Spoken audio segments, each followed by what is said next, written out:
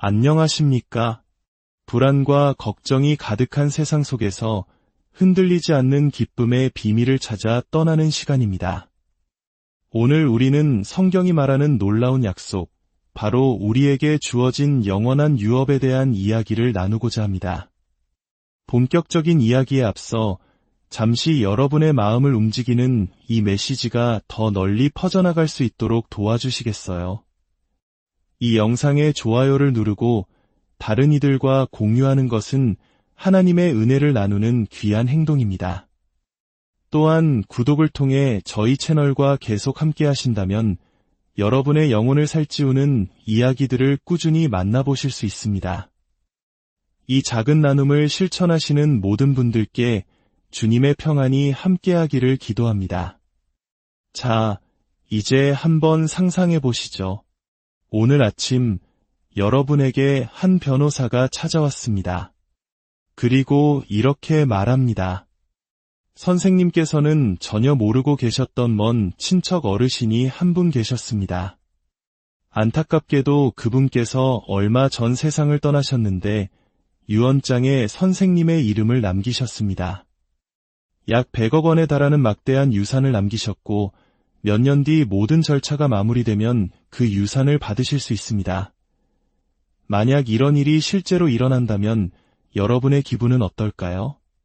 비록 당장 손에 쥘 수 있는 돈은 아니지만 그 소식을 듣는 순간부터 여러분의 삶은 완전히 달라질 겁니다.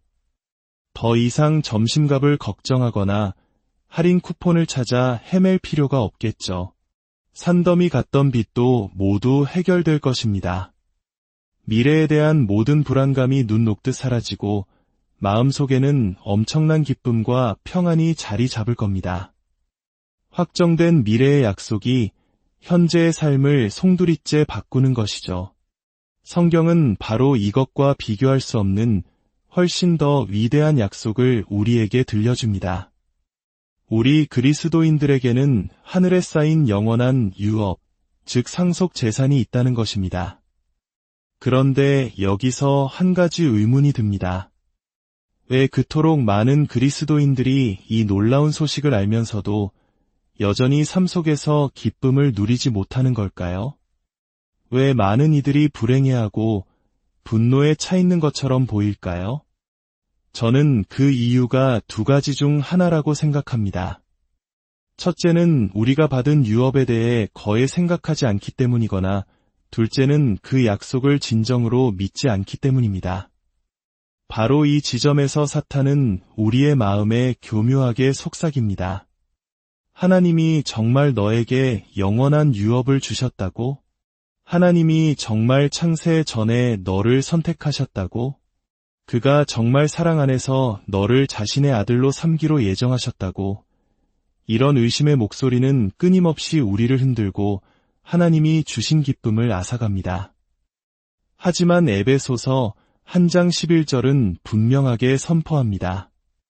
모든 일을 그의 뜻의 결정대로 일하시는 이의 계획을 따라 우리가 예정을 입어 그 안에서 기업이 되었으니 이 말씀을 묵상할 때마다 저는 제 자신이 얼마나 더 행복해야 마땅한 사람인지 깨닫게 됩니다.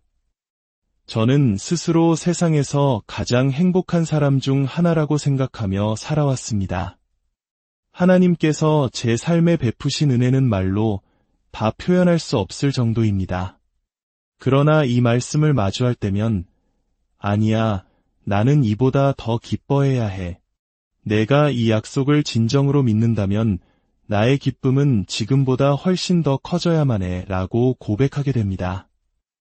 말씀은 우리가 유업을 얻기 위해 노력하고 있다고 말하지 않습니다. 이미 우리가 그 유업을 얻었다고, 기업이 되었다고 선언합니다.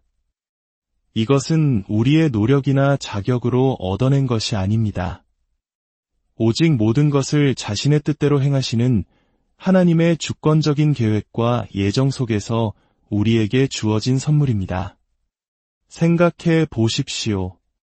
우리는 중요한 결정을 내릴 때 주변 사람들에게 조언을 구합니다. 사업을 시작할 때는 경험 많은 경영인에게, 가정의 중대사를 결정할 때는 배우자에게, 교회의 방향을 정할 때는 장로님들과 함께 기도하며 지혜를 구합니다. 하지만 하나님은 어떠실까요? 전지전능하신 하나님께서 어떤 일을 계획하실 때 누구와 의논하시겠습니까? 그분께 조언을 해줄 수 있는 존재가 있을까요? 성경은 누가 주의 마음을 알아서 주를 가르치겠느냐고 반문합니다. 하나님은 오직 자신의 뜻, 자신의 기쁘신 결정에 따라 모든 일을 행하십니다. 이것이 어떤 이들에게는 불편하게 들릴 수도 있습니다. 하나님, 그건 불공평해요. 제 생각은 달라요. 라고 항의하고 싶을지도 모릅니다. 그러나 우리는 기억해야 합니다. 어떤 일이 옳기 때문에 하나님이 행하시는 것이 아니라 하나님이 행하시기 때문에 그 일이 옳은 것입니다. 그분은 선과 정의의 기준 그 자체이십니다. 그리고 그 하나님께서 자신의 기쁘신 뜻에 따라 우리에게 은혜를 베풀기로 결정하셨습니다. 우리를 자녀로 삼으시고 하늘에 영원한 유업을 주기로 작정하셨습니다. 왜일까요? 그 이유는 단 하나, 우리를 통해 당신의 영광스러운 은혜를 찬송하게 하려 하심입니다. 잠시 눈을 감고 그날을 상상해 봅시다. 우리의 이 땅에서의 삶이 끝나고 혹은 주님께서 다시 오시는 그날, 우리가 영화롭게 된 몸으로 예수님 앞에 서 있는 모습을 말입니다.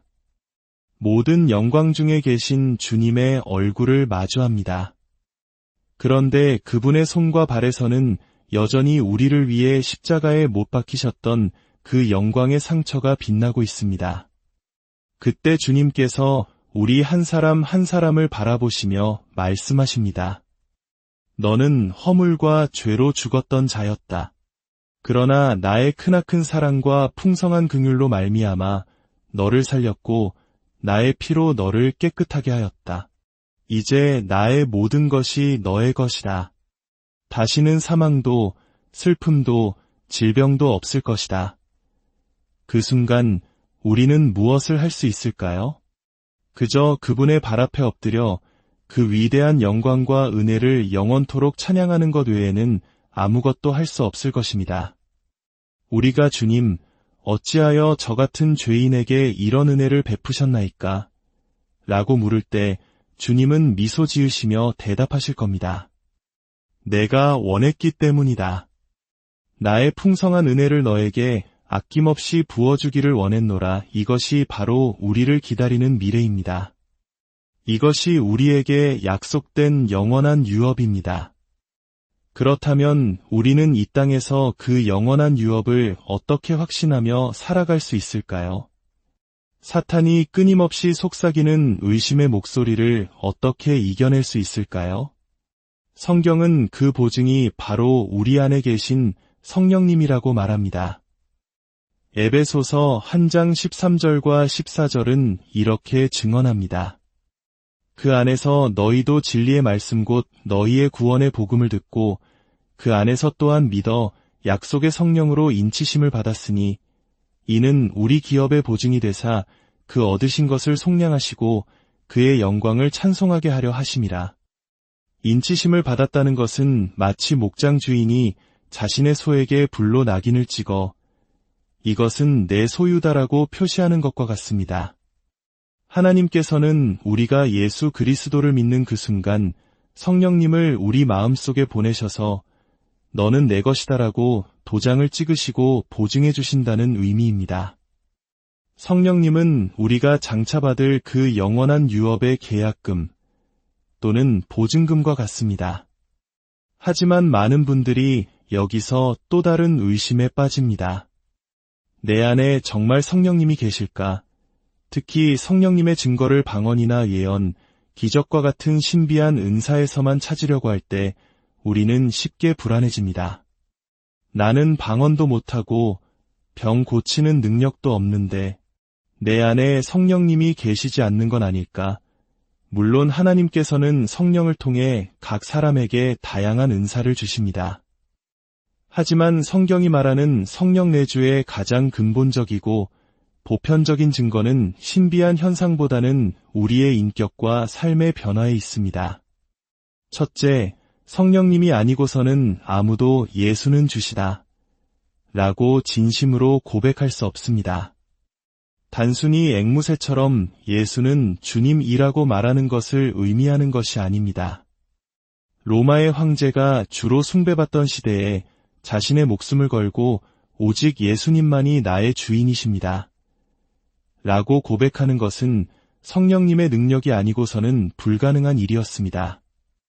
여러분의 마음 깊은 곳에서부터 예수님이 온 우주의 주인이시며 내 삶의 통치자이심을 인정하고 고백할 수 있다면 그것이 바로 성령님께서 여러분 안에 계시다는 강력한 증거입니다. 둘째, 성령님은 우리로 하여금 하나님을 아빠, 아버지라고 부르게 하십니다. 육신의 아버지로부터 깊은 상처를 받은 사람일지라도 하나님을 친밀하고 사랑이 넘치는 아버지로 부르며 그분 안에서 참된 위로와 안식을 누릴 수 있다면 그것은 우리 안에 계신 성령님께서 우리가 하나님의 자녀임을 증거하고 계시기 때문입니다. 우리 영혼 깊은 곳에서부터 터져나오는 아빠, 아버지라는 외침, 이것이 바로 성령님의 역사입니다. 셋째, 성령님은 우리 안에 죄에 대한 거룩한 부담감을 주십니다. 그리스도인도 죄를 지을 수 있습니다. 그러나 죄 가운데 계속 머물러 있으면서 아무런 양심의 가책도 느끼지 못하는 것은 불가능합니다. 성령님은 우리 안에 계셔서 우리가 죄를 지을 때마다 슬퍼하시고 우리로 하여금 죄를 미워하고 의를 향한 갈망을 갖게 하십니다. 죄와 싸우고 넘어지더라도 다시 일어나 회개하며 거룩한 삶을 살고자 하는 그 마음이 바로 성령님 내주의 증거입니다. 마지막으로 성령님은 우리의 삶에 거룩한 열매를 맺게 하십니다. 갈라디아서 5장은 성령의 열매를 사랑과 희락과 화평, 오래 참음과 자비와 양선, 충성과 온유와 절제라고 말합니다. 뒷마당에 있는 나무에서 해마다 레몬이 열린다면 그 나무는 당연히 레몬 나무입니다. 마찬가지로 우리의 삶 속에서 비록 불완전할지라도 사랑이 자라나고 세상이 줄 수 없는 기쁨과 평안을 누리며 인내와 친절, 선함과 신실함, 온유함과 자기절제의 모습이 조금씩 나타나고 있다면 그것은 우리 안에 계신 성령님께서 일하고 계시다는 분명한 증거입니다. 사랑하는 성도 여러분, 더 이상 사탄의 거짓말에 속지 마십시오. 여러분이 예수님을 주님으로 고백하고 하나님을 아빠, 아버지라 부르며 죄와 싸우고 삶 속에서 성령의 열매를 맺기 위해 몸부림치고 있다면 여러분은 이미 약속의 성령으로 인치심을 받은 하나님의 자녀입니다. 그리고 성령님은 우리가 장차 받게 될 영원하고 영광스러운 유업의 확실한 보증이십니다. 이 사실을 굳게 믿으십시오. 이 약속을 매일 묵상하십시오. 그럴 때 우리는 이 땅의 어떤 고난과 역경 속에서도 흔들리지 않는 기쁨과 평안을 누리며 살아갈 수 있습니다. 하늘의 시민으로서 만왕의 왕이신 하나님의 상속자로서 당당하고 힘차게 살아갈 수 있습니다. 우리가 받은 이 유업이 얼마나 놀라운 것인지 깨달아 남은 모든 생애를 그분의 영광스러운 은혜를 찬양하며 살아가는 저와 여러분이 되기를 주님의 이름으로 간절히 축원합니다. 오늘 영혼을 위한 깊은 성찰의 시간에 함께해 주셔서 감사합니다. 다음 시간에 더욱 풍성한 이야기로 다시 찾아뵙겠습니다. 평안한